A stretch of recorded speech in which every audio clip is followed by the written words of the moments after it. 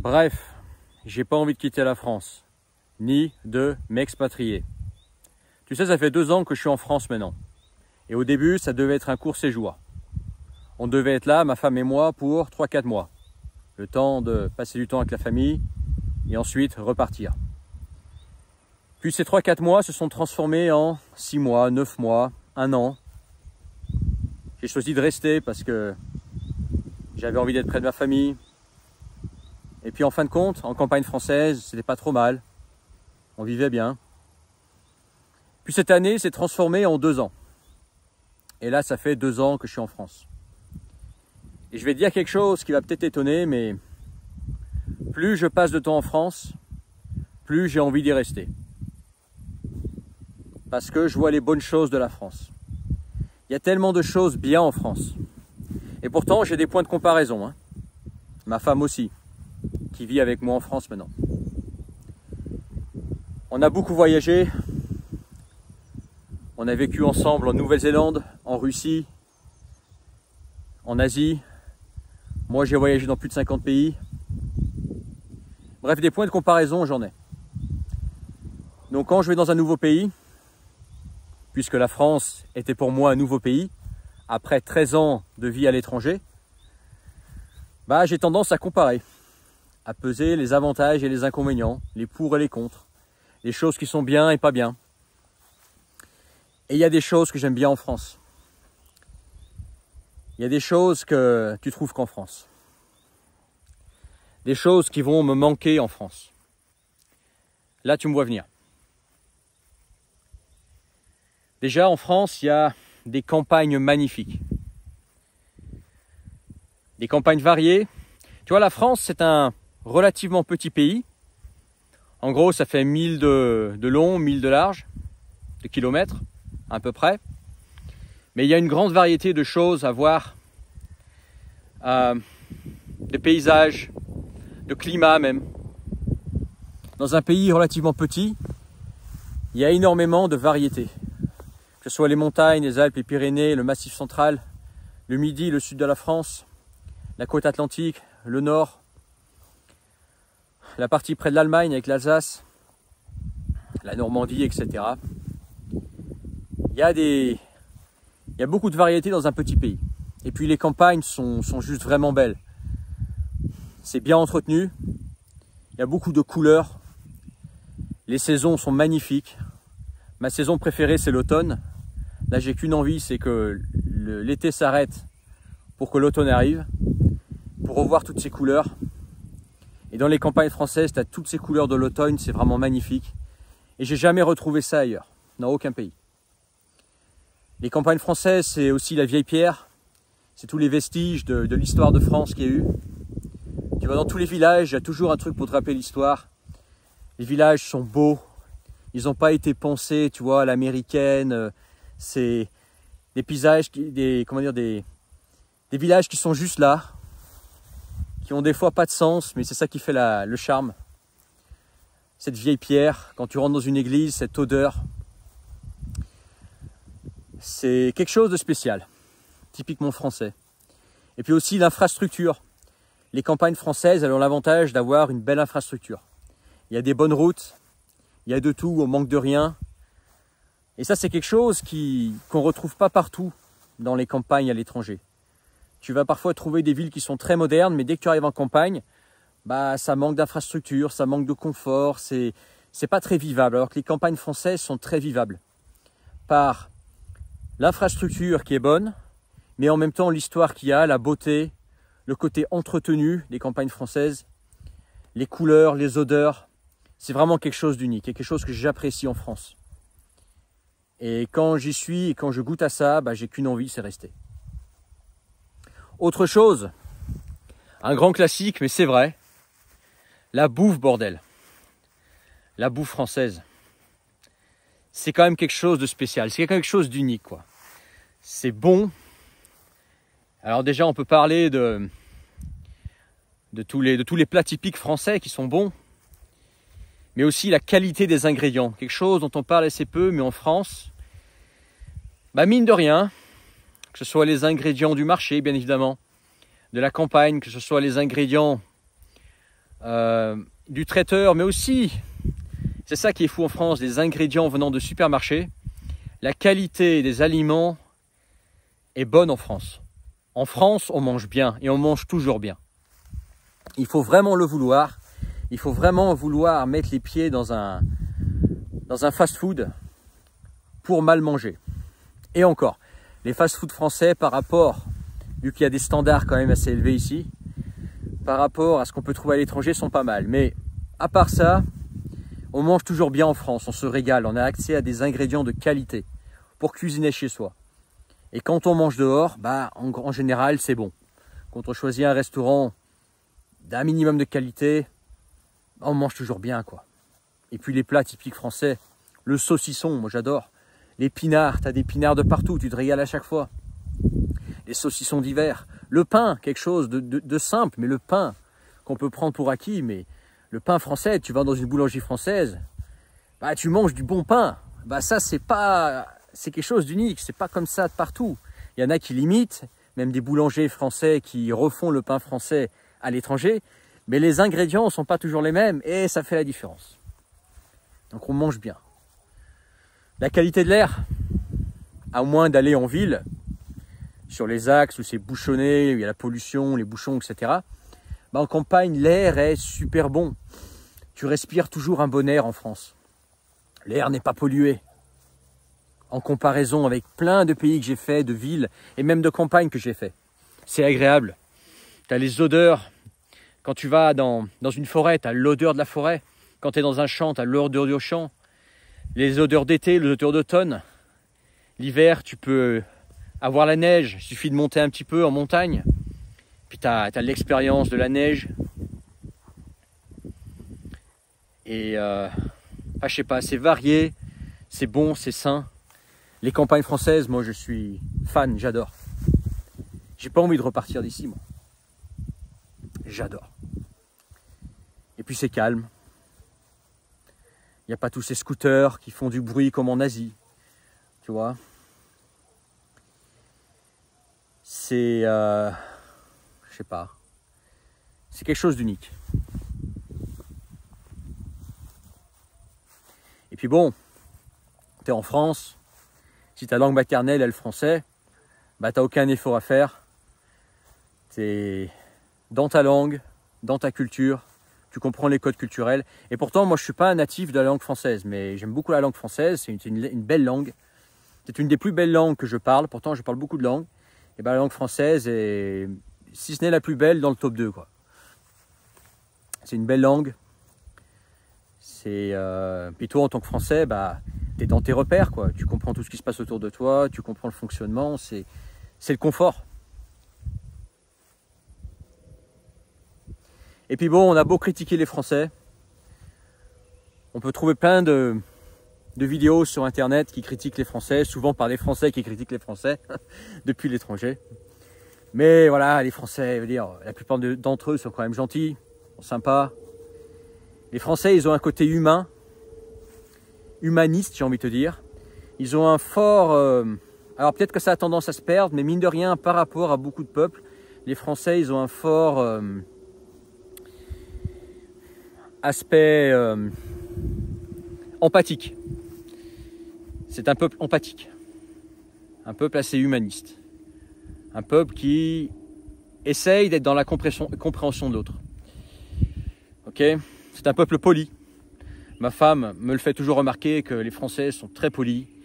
Que bah, c'est juste agréable en fait de rentrer dans un magasin ou de rentrer quelque part, qu'on te dise juste bonjour, qu'on te sourit, qu'on te dise au revoir, merci. Même si c'est pas forcément sincère, bah, c'est agréable.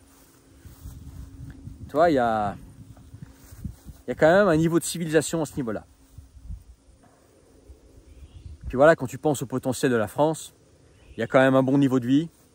Il y a un beau potentiel. Alors je sais que c'est pourri par la taxation exagérée, que c'est pourri par plein de choses, le fait que ce soit, comment dire, surréglementé. Mais c'est un pays, bordel, à gros potentiel, la France. C'est un potentiel immense. Ce pays, il n'est pas grand, mais il a un potentiel immense. Il y a énormément de choses à faire. Et puis comme je te disais, dans un pays, tu peux avoir des expériences différentes. Tu peux pas le Pays Basque, c'est pas Montpellier, c'est pas le Var, c'est pas la Drôme, c'est pas le Cantal ou la Lozère, c'est pas Paris, c'est pas Lyon, c'est pas l'Alsace, c'est pas la Bretagne, tu vois, c'est... Chacun peut offrir des expériences vraiment uniques alors que tu es dans un pays pas très grand en fin de compte. Et puis, quand tu es en France, bah, tu es au centre de l'Europe. Tu as à ta portée de voiture l'Espagne, le Portugal pas très loin, tu as l'Italie. L'Italie, une des meilleures bouffes au monde. Tu as la Suisse pas loin pour aller bosser. Et je pense aux frontaliers. Bon plan d'ailleurs. T'as l'Allemagne pas loin. T'as le Benelux. T'es au centre de l'Europe, quoi. C'est un gros potentiel. Et puis je sais pas, dans les campagnes du moins, il y a une certaine douceur de vivre encore. Un certain rythme. Moi maintenant j'ai mon petit rythme, j'ai ma petite routine ici et j'aime bien. Tu vois, j'aime bien. Et plus je passe de temps en France, plus j'ai envie de rester ici. Et cerise sur le gâteau, ma femme donc qui est étrangère, qui vit avec moi en France, elle adore la France. Au début elle savait pas trop, elle était venue une fois, mais voilà c'était pour 15 jours. Et depuis qu'elle elle adore la France, quoi. Elle est plus patriote que moi encore, tu vois. Elle adore la France, elle apprend le français tous les jours. Son français est de mieux en mieux d'ailleurs.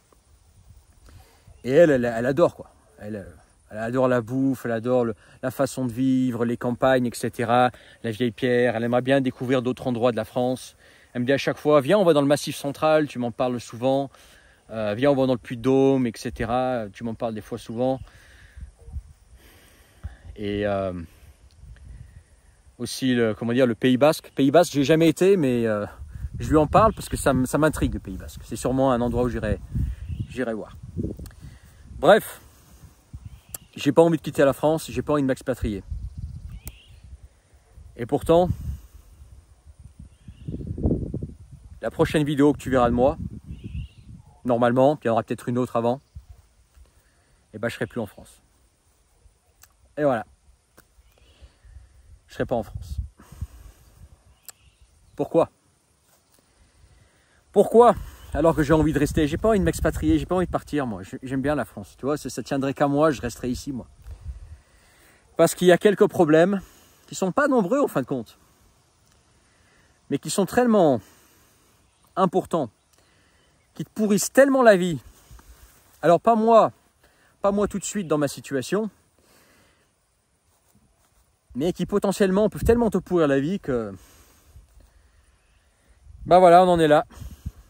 Faut partir à l'étranger, explorer, repérer, penser à s'expatrier, parce qu'il n'y a pas bien le choix.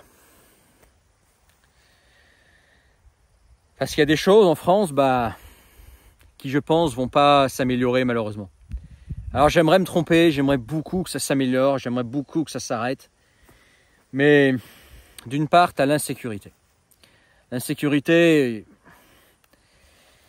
c'est là, ça pourrit la vie des Français et je vois pas les choses s'améliorer. Alors en campagne, ça va, campagne profonde, je te parle, mais dès que tu vas en ville, c'est bien là. C'est une réalité, on peut pas l'ignorer. Ça te pourrit la vie, ça pourrit les gens. Et encore, si tu es un homme seul, tu t'en fous, tu vois, tu vis ta vie. Mais dès que tu penses femme, enfant, là, l'insécurité, c'est une réalité. Et tu veux pas vivre là-dedans, quoi. Et moi, j'aimerais bien, tu vois, pouvoir aller en ville, dans une très grande ville de temps en temps. Pourtant, moi, je suis pas un citadin, hein. Je suis un campagnard. Mais pouvoir aller en ville de temps en temps, juste une soirée, me promener sans arrière-pensée, jusqu'à tard le soir, 2 h du matin, en couple, avec des jeunes enfants, sans être sur le qui-vive, sans penser à ce qu'il y ait de l'insécurité ou pas. Tu vois, pouvoir aller dans des foules en ville, sans me dire est-ce qu'il y aura un attentat. Tu vois, pouvoir juste flâner en ville, juste en sécurité. Ça, c'est un truc en France qui n'est pas possible. Par exemple. Et puis cette insécurité, pour le moment, ça touche surtout les villes, mais jusqu'à quand? Est-ce qu'elle ne va pas aussi venir dans les campagnes plus tard? Et pour le moment, je vois pas les choses s'améliorer malheureusement. Peut-être encore 5 ans, 10 ans max, mais après, si ça continue à ce rythme-là, ça va devenir invivable. Autre chose, Quand tu es une personne entrepreneuse ou un minimum ambitieuse, à partir d'un certain revenu, en France, tu payes trop d'impôts. Alors je suis pas du genre à chercher le 0% d'impôts, etc. avec des montages en tout genre. Je suis d'accord pour payer des impôts. Quand c'est utilisé à bon escient, pour payer l'infrastructure, les hôpitaux, et peut-être même l'aide sociale pour les personnes qui ont vraiment besoin, qui sont vraiment dans la panade. Je dis vraiment dans la panade. Pas juste les profiteurs. Ceux qui ont vraiment besoin de soutien, qui passent par des phases difficiles, ok.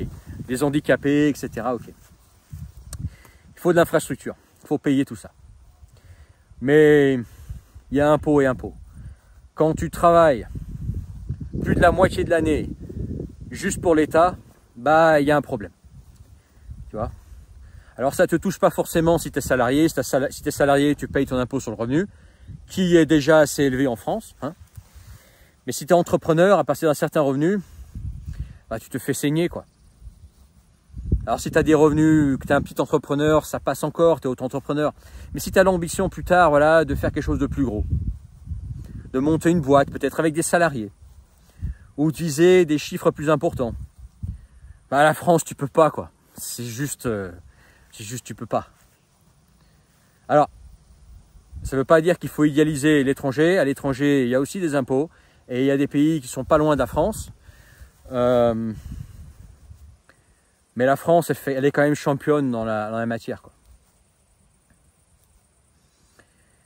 Et ça, c'est un truc, voilà, tu y penses. Tu as un minimum d'ambition, tu y penses. De plus en plus d'impôts.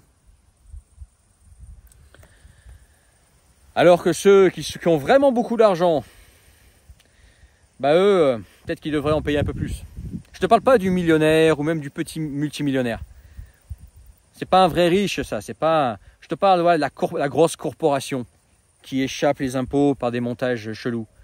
Je te parle des très très très riches, tu vois, qui se démerdent pour rien payer. Peut-être qu'ils devraient en payer un peu plus. Mais qu'on arrête de casser les pieds aux simples travailleurs qui essayent de vivre, qui essayent d'aller de l'avant, qu'on massacre d'impôts. Que ce soit juste quelqu'un qui gagne ses 2 000 euros par mois, ou ses 5 000 euros par mois, 10 000 euros par mois, ou même millionnaire, tu vois, c'est pas la grande richesse, ça. Qu'on laisse ces gens tranquilles. Qu'on laisse quelqu'un qui a réussi financièrement par son boulot, son intelligence, même sa chance, en montant une boîte, s'enrichir un peu pour vivre dans un confort, qu'on le laisse tranquille, tu vois.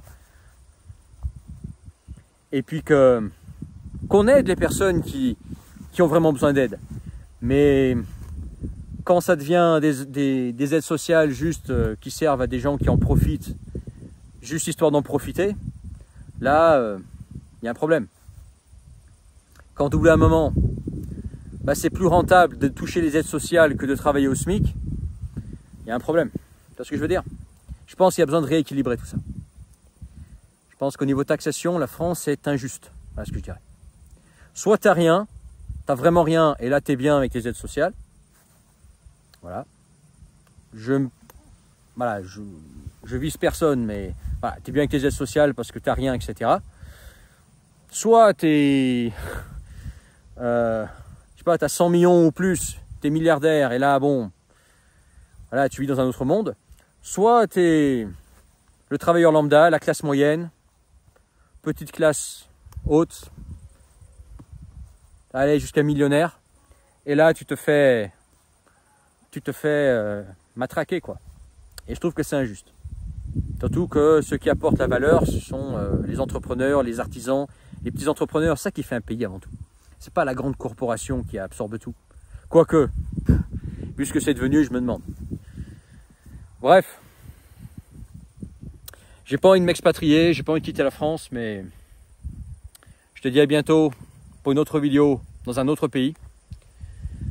Mets ton pouce, n'oublie pas de t'abonner, regarde dans la description le premier lien. Tu peux rejoindre mes contacts privés, rejoindre le canal Telegram et recevoir tous mes messages. Et ceux qu'on s'appelle toi et moi, que toi et moi en tête à tête, que tu as besoin qu'on se parle, tu peux réserver un appel avec moi, c'est dans la description. Tu cliques sur le premier lien, tu t'inscris et tu réserves et on voit ça ensemble, on boucle un créneau. Et dis-moi ce que tu en penses en commentaire. Et puis, pour les devinettes, c'est dans les commentaires. Devine où je vais. Devine dans quel pays je vais. C'est la mode de faire ça. Hein, de faire deviner aux gens, devine où je vais. Je te dis pas où je vais. Je vous laisse le suspense et laisse-moi en commentaire le pays dans lequel tu crois que je vais. Et puis à bientôt pour une autre vidéo. Ciao.